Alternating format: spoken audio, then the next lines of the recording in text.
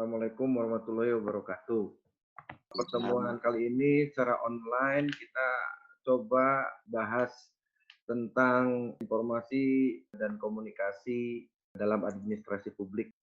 Sebelumnya kita sudah berbicara atau ngobrol tentang electronic government ini di pemerintahan itu dipergunakan untuk memberikan informasi berkenaan dengan keadaan di lembaga masing-masing sehingga masyarakat itu bisa mendapatkan informasi walaupun dalam kondisi keberadaannya sekarang semua harus di rumah. Terutama bidang pendidikan sekarang terasa banget. Karena bidang pendidikan itu kan tidak bisa berhenti. Anda kuliah tidak bisa berhenti. Dinas pendidikan yang ujian untuk SD, SMP, SMA, semuanya keseluruhannya tetap harus disiapkan. Dan itu sudah pasti menjadi tuntutan dari pemerintah untuk memaksimalkan teknologi informasi. Dalam hal ini, pemerintah lebih kepada bagaimana memanfaatkan teknologi informasi ini menggunakan electronic government sehingga masyarakat bisa mendapatkan informasi sesuai dengan harapan. Itu kondisi saat ini. Contoh ilustrasi sistem informasi administrasi pendudukan. Kenapa saya memilih sistem informasi administrasi pendudukan? Karena basic data kita sebagai warga negara Indonesia itu adalah KTP. Apapun dimanapun kalau Anda mau mendaftarkan atau mau berurusan dengan pemerintah, di urusan apapun, itu pasti tanyanya KTP. Padahal kita sudah mempunyai iktp yang secara basis data itu sudah mumpuni. Kenapa sudah mumpuni? Kenapa mumpuni? Karena pada waktu Anda membuat iktp dulu, Anda ada sidik jari, Anda menggunakan lensa kornea mata, kemudian Anda tanda tangan dan seterusnya dan seterusnya. Dan itu sudah pasti ada datanya di pemerintahan kayak gitu. Nah, maksud saya adalah kenapa saya lebih menekankan ke sistem informasi administrasi pendudukan karena basis data untuk seluruh masyarakat Indonesia sebetulnya adanya di administrasi pendudukan. Saya silent semua ya.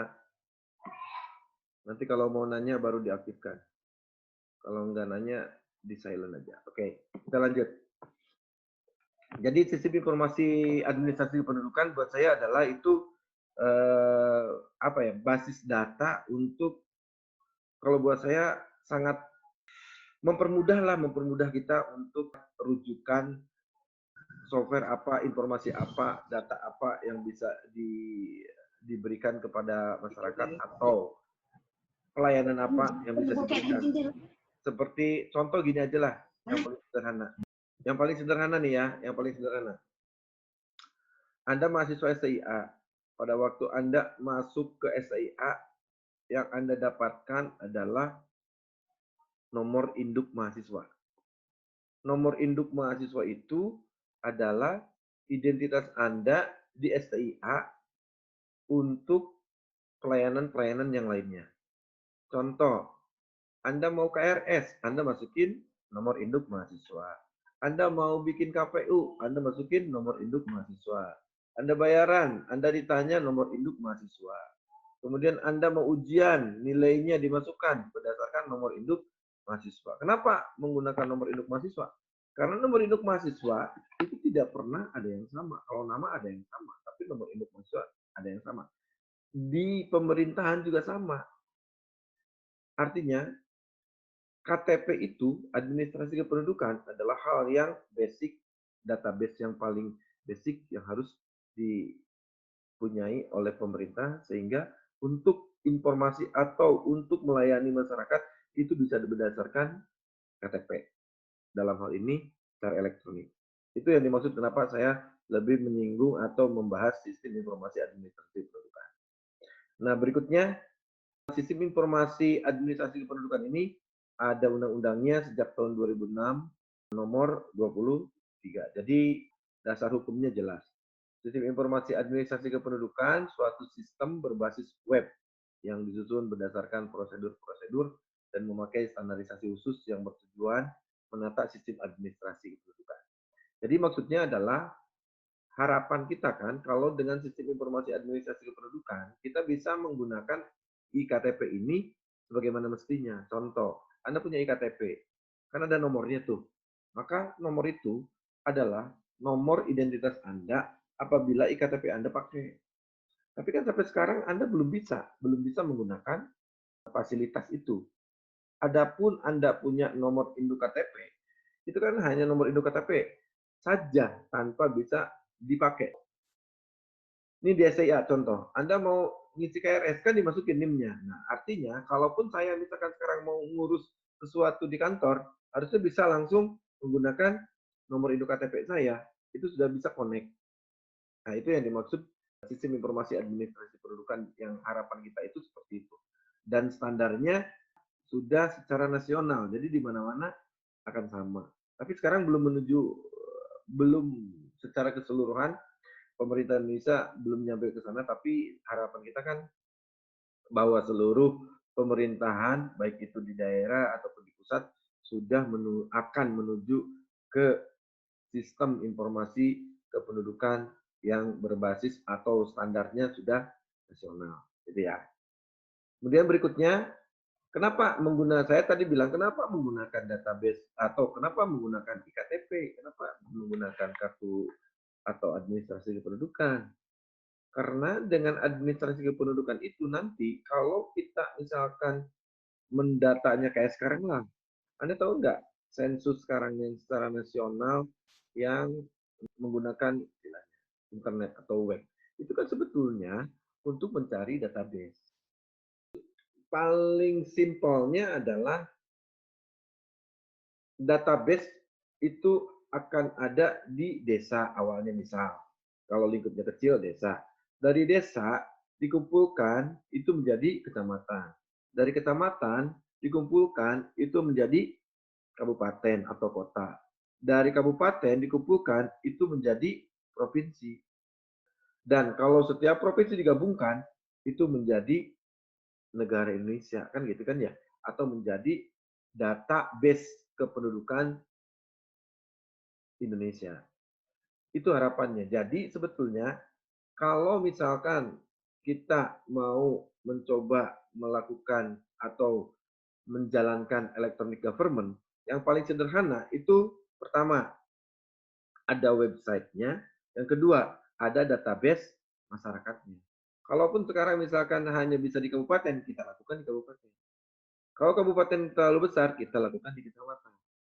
Kalau di kecamatan terlalu besar, kita bisa lakukan per desa. Nah, dari per desa itu kan kalau digabungkan nanti ada prototipe, kemudian dibikin semua desa, maka menjadi kecamatan. Dari kecamatan, dia akan naik lagi menjadi kabupaten atau kota. Dan terakhir menjadi database administrasi kependudukan seluruh Indonesia. Itu yang dimaksud. Kenapa saya lebih memberikan contoh kepada KTP atau kependudukan. Untuk apa semua itu? Manfaatnya adalah untuk agar tercapainya tertib administrasi kependudukan. Kemudian tercapainya efisiensi dan efektivitas dalam layanan atau short time response. Kenapa seperti itu? Pertama, kalau tertib administrasi kependudukan, maka bisa seperti ini. Contoh, saya orang Indonesia, saya diam di Pandeglang. Kemudian ternyata saya belum bayar PBB misal, atau saya belum bayar pajak motor misal.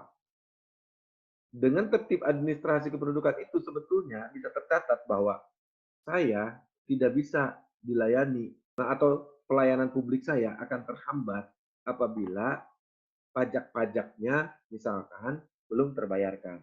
Sama seperti Anda bisa ujian tengah semester atau UAS atau mendapatkan KPU apabila sudah melakukan pembayaran. Ini juga sama sebetulnya. Logikanya sama bahwa Kalau tertib administrasi kependudukan atau orang tersebut itu bisa dicek datanya, bisa dicek dia punya motornya berapa, bisa dicek dia bayar PDB atau tidak, bisa dicek apa dia bayar pajak-pajak yang lainnya atau tidak, misalkan pajak penghasilan dan seterusnya dan seterusnya. Nah, dari situ maka akan tercapai efisiensi dan efektivitas dalam layanan publik. Artinya, masyarakat yang membayar pajak itu pasti harus dilayani, lebih diutamakan. Sama seperti Anda yang sudah bayar SPP atau mempunyai KPU, dia bisa ujian. Yang lainnya maka tertunda, bukan tidak dilayani, tertunda. Setelah Anda membayar, maka Anda pun diperlakukan sama seperti yang lainnya. Itu yang dimaksud tercapainya tertib administrasi kependudukan, tercatat, dan tercapainya efisiensi dan efektif dalam layanan publik. Karena kalau Anda sekarang misalkan di STIan ya, Anda belum bayaran, terus bilang ke akademik, Bu, saya mau ngeprint KPU, insya Allah nggak bakalan bisa. Dan dari akademik pasti bilangnya, coba dicek di keuangan, apakah sudah diaktifkan apa belum. Kan gitu. Artinya bahwa pada waktu Anda tertib administrasi kependudukan, Anda tercatat, maka akan terjadi efisiensi dan efektivitas dalam layanan publik dan short time response, cepat. Pada waktu Anda sudah bayar di keuangan, maka Anda langsung ke akademik, Bu, saya mau ngeprint KPU. Maka pada waktu itu pun Anda bisa langsung ngeprint KPU selama keuangan sudah mengokekan. Jadi kalau misalkan keuangan sudah oke, dia bisa ujian, maka Anda bisa ngeprint KPU dan mengikuti ujian yang sudah ditentukan. Berikutnya adalah terhubungnya landasan bagi pengembangan sistem di masa yang akan datang menuju integrasi secara menyeluruh. Terhubungnya landasan bagi pengembangan sistem yang di masa yang akan datang itu maksudnya adalah saat sekarang bagi masyarakat yang mempunyai IKTP, maka dia bisa misal membuat paspor secara online. Yang tidak punya IKTP, dia harus langsung ke kantornya. Nah, itu perbedaan tuh. Karena sudah ada terhubung sebuah sistem. Nanti ke depan misalkan berkembang, masyarakat yang mempunyai IKTP, maka dia akan bisa mendaftarkan sebagai wajib pajak secara online, misal. Nah, itu pengembangan tuh. Nanti dikembangkan lagi. Apabila masyarakat yang sudah membayar pajak dengan baik, maka akan dilayani dalam hal kesehatannya. Nah, gitu. Jadi itu terhubung tuh satu sama lain. Makanya nanti ke depan itu pengembangan sistem di masa yang akan datang mungkin bisa terintegrasi. Jadi dengan IKTP kita bisa tahu bayar pajak atau tidak, bisa tahu dapat asuransi atau tidak, dapat BPJS atau tidak, dan seterusnya, dan seterusnya, dan seterusnya. Dan fasilitas yang ada di pemerintahan itu bisa dinikmati oleh masyarakat yang melakukan atau tertib dalam administrasi kependudukan dan dia membayar pajak sesuai dengan keharusan dari negaranya masing-masing atau dalam hal ini jadi pajaknya dibayar bisa dilayani, pajak tidak dibayar mungkin saja pelayanannya menjadi ditunda. Itu yang dimaksud terhubungnya landasan bagi pengembangan sistem di masa yang akan datang. Jadi akan berkembang dan akan terintegrasi. Pada akhirnya akan terintegrasi. Yang berikutnya adalah tercapainya good corporate governance dalam public service. Artinya pemerintahan menjadi baik karena masyarakatnya itu dilayani dengan baik. Dan itu adalah tujuannya dari electronic government. Berikutnya adalah untuk menyediakan data individu penduduk mikro dan data agregat makro penduduk. Jadi jelas ya, tadi yang saya bilang, kalau pengen per desa, itu per desa. Kan gitu kan ya? Nanti per kecamatan, per kabupaten, maka akan seluruh provinsi di Indonesia. Menyediakan data penduduk seperti itu. Dan terakhir untuk pengolahan data statistik kita, misalkan warga negara Indonesia ini atau masyarakat Indonesia ini jumlahnya berapa sih, kayak gitu ya. Nah, itu akan menguntungkan, dapat dipakai. Oke, kita lanjut ya. 4 faktor yang menentukan bahwa electronic government bisa dilakukan atau electronic government bisa berjalan dengan baik. Yang pertama adalah faktor komunikasi. Banyak yang menentukan bahwa electronic government kalau sudah dilakukan atau sudah berjalan, itu yang paling penting adalah komunikasi. Baik itu komunikasi di awal antara government dengan government, government dengan citizen, government dengan bisnis, dan seterusnya. Atau pada waktu electronic government ini sudah jalan, kemudian bagaimana mensosialisasikan kepada seluruh masyarakat sehingga electronic government ini bisa dipakai secara maksimal. Yang kedua adalah faktor sumber daya. Faktor sumber daya ini penting. Kenapa?